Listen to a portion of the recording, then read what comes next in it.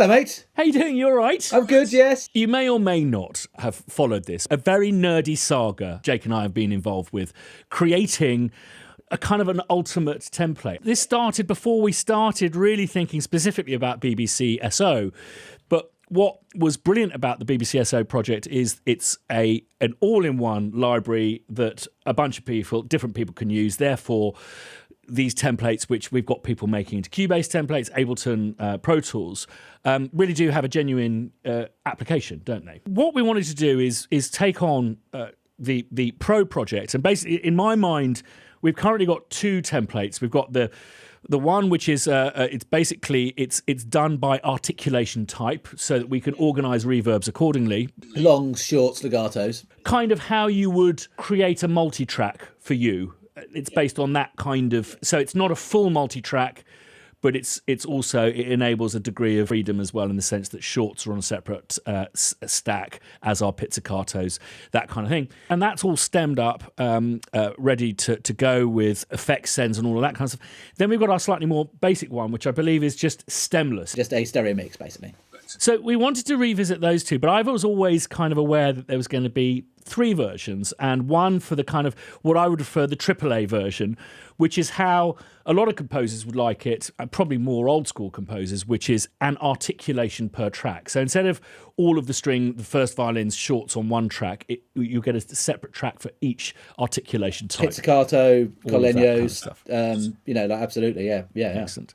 So there's that, but also we've opened up BBC even more. There's two new versions. There's Core and there's BBC Discover. Now, in a little pre-brief on this, Jake, we agreed that basically the Pro version should probably have all three versions of the template. Yeah. We should create the middle and the light version for Core users. Yes. And Discover was just going to be a light version. Yeah, absolutely. Yeah. I'll probably even change the way the routing's done, so it's really for really basic. I don't even know. Does the plugin open in GarageBand at all or not? Do we know? Yes, it does. Yeah. Well, then I'll do a GarageBand template as well, I think, for certain, because I've been doing some songs with my son. He's been playing with the light version and loved it. And if you can put it in GarageBand, that'd be wicked. Some people have found the stemming just a little bit of a blocker, maybe is the wrong word, but it's just a little bit confusing. It's a totally different mindset you've got to get into, and it's a different workflow, and it can be more trouble than it's worth. It comes from a way that you and I've worked, and so therefore it's kind of straightforward to us, but it's much more difficult for someone just to pick up and learn, I think. Yeah. But it's something that's probably worth looking at. But it's like, absolutely. But you don't need it all the time. So hence we'll do the lighter version. And that's the all-in-ones as well, which again just makes, because you don't have to. We're not separating stuff off into different reverb types. It only makes sense to use an all-in-one, even if you want to then divide those off into separate tracks. And I guess we've been part of the evolution, haven't we? Because when you and I were starting, Pro Tools wasn't totally universal at that point, was it? No, God, no. Well, I mean, certainly when I started, I was using analog tape machines, digital tape machines. The first time I used Pro Tools was on a recording station was Gladiator, and we ran it concurrently with that. And obviously, Hans is very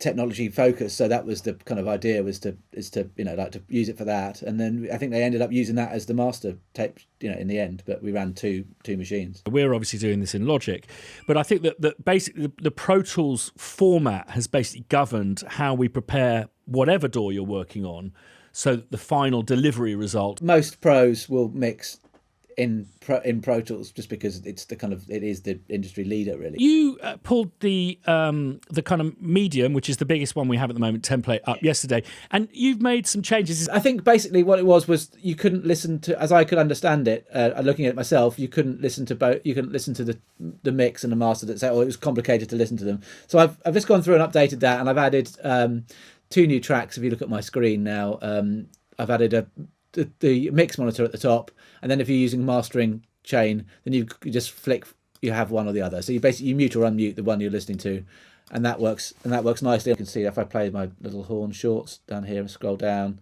you can see it going through all the routing. What I love about this new thing of having these two tracks, it's an edge case, I guess, but I love just being able to reroute the outputs. So basically, stereo out is going through all my posh stuff through my speakers, but when I put it out of this one, TCE2, it's going via light pipe into the computer that records the my tutorials. So that's a really convenient. It's a really much easier way of being able to control where it goes and that kind of stuff. So I think it's useful, that. And you can do a send to headphones there and things like that, which is quite useful. I'm listening to my speakers, so I can listen to speakers, but also I've got it going to my laptop, which is just off screen here, but that's where I'm recording my vocal to and my output, so that you've got a clean. Well, can we do that? Can we just set up a bus for a send to headphones? Yeah, of course. Well, let's just do that now. Look, we have here. It's there. So let's just say it's output 5 and 6 from your thing. So there, if you look at my screen, that's now going to that. There is now the headphone send. If I play that, you can see that's now coming out of that output, and that's going to your headphones. So. So you see, oh right. What I would do personally is, okay, so I'm going to do that now. So that's my DAC.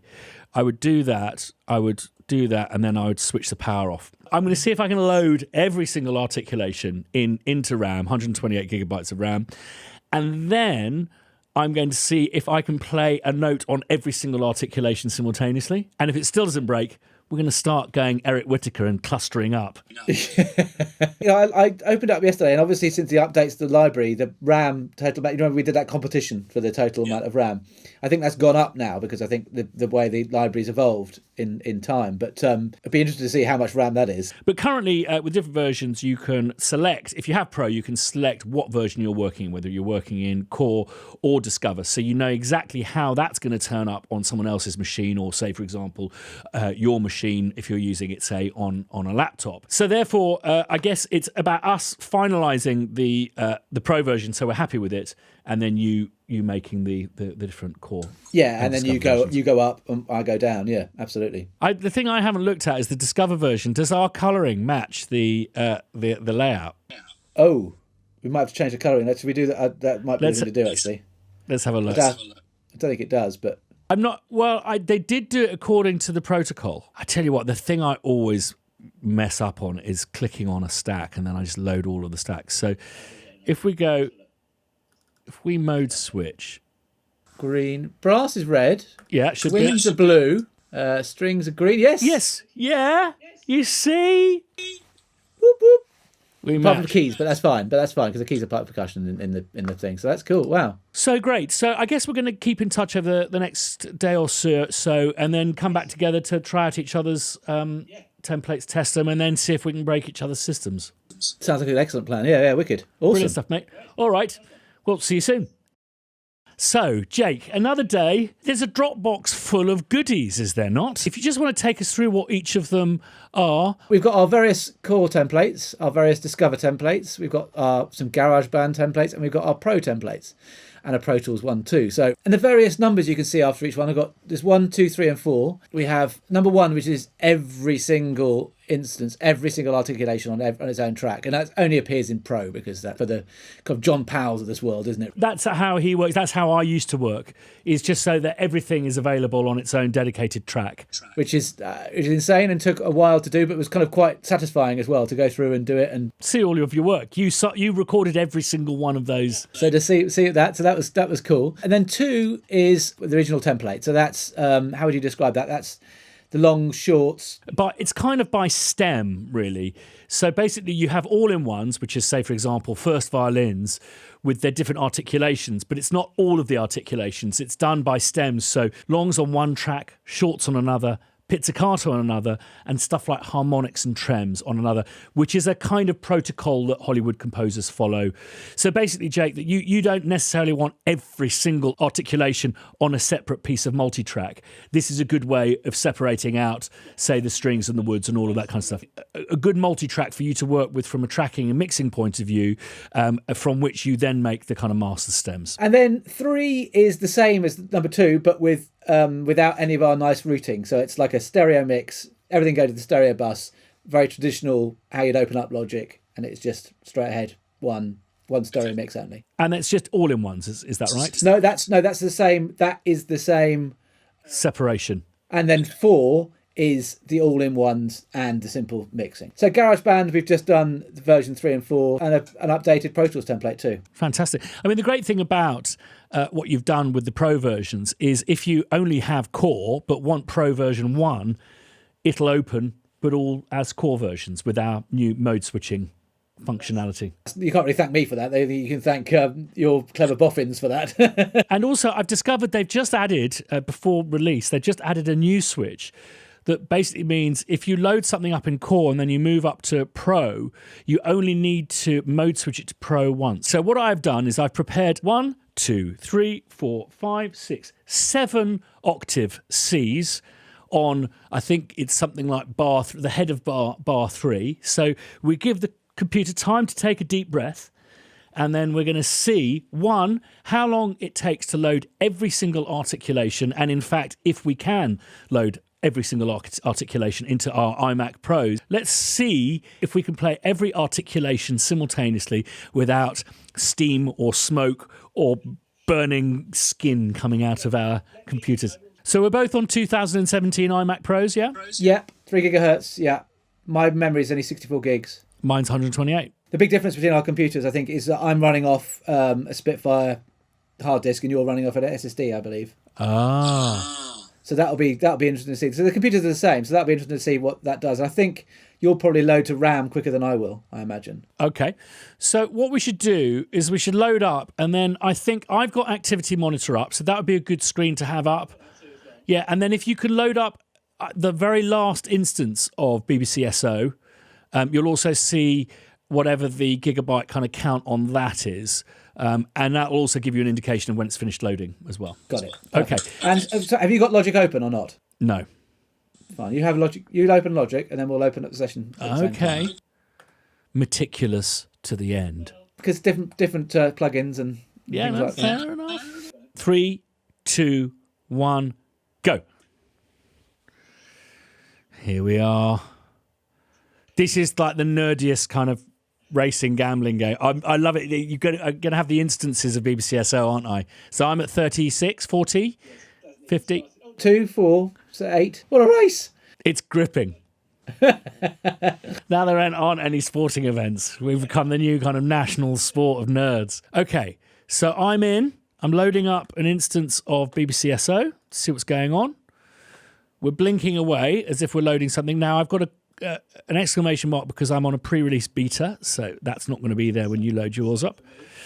And so it thinks on the activity monitor that it's 24.39, where the actual amount that the plugin has grabbed is kind of just about edging towards 20 gigabytes.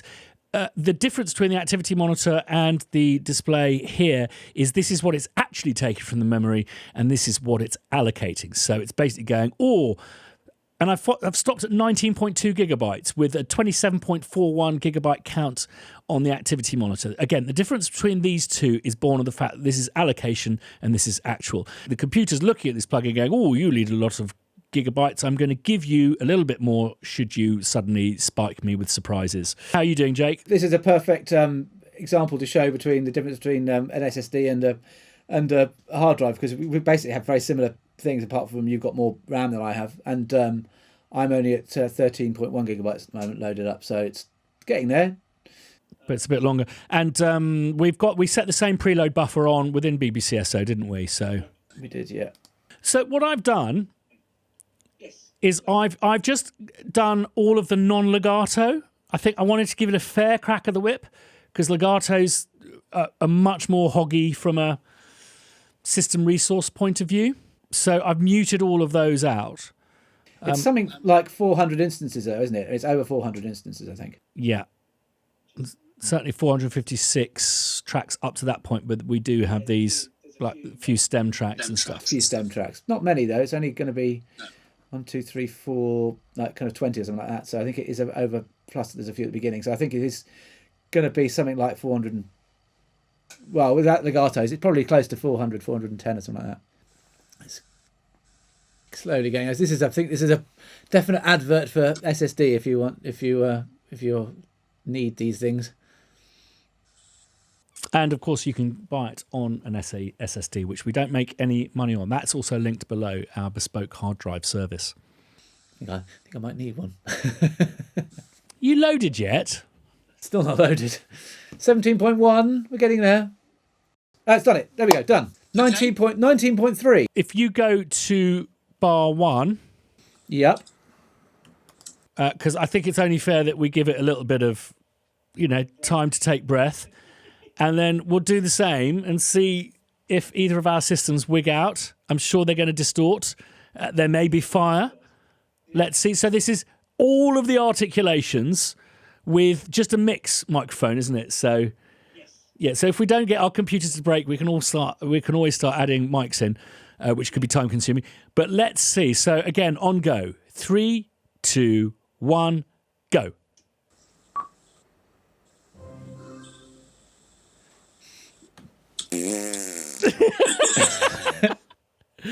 So, what's your I/O buffer size? That's interesting, actually. What have you done? My I/O buffer size, 128. I/O buffer size, I've got 512. So you look at that. Yours is. Did yours play or not? No. Did yours? No. Okay. So what I'm going to do is I'm going to mute everything. I'm going to mute the cellos and basses. Whoa! Wow. I think it gets better every time. I'm just going to keep playing it a couple of times. Just going to give it a couple of chances to think about it. No, it's playing stuff, but all in the wrong order. What I'm going to do is I'm just going to cut the basses and the cellos out. Okay, I've done the same thing. And that's the basses. Yay! So yours will play with the basses and cello. Okay, that's what mine without does. the basses and cellos. So I'm just gonna bring the cellos in now. So every single articulation in BBCSO and not the basses. No, it's definitely cellos down. I have to say, I think that's fairly impressive though. 1, 2, 3, 4, 5, 6, 7. Mine doesn't like it at all. So it must be accessing stuff off the disc as well to get to something. Yeah, so why don't you try just no strings? Well, I think the moral of the story, Jake, is spinning drives absolutely not a good idea for mega arrangements. For mega arrangement, exactly, yeah. Let's see what I can get away with. There we go. So it doesn't mind brass and winds. There you go, Mike. We'll cope with brass and winds, yeah. But that's still, to be fair, that is still about 180 MIDI tracks at once. Yeah. With release triggers and all of that stuff. And more than most 180 is a lot of and all playing 1, 2, 3, 4, 5, 6, 7 octaves simultaneously, although obviously stuff like piccolo and stuff are not going to have regions active lower than I think. But there's still quite a lot of MIDI notes at once at the same time.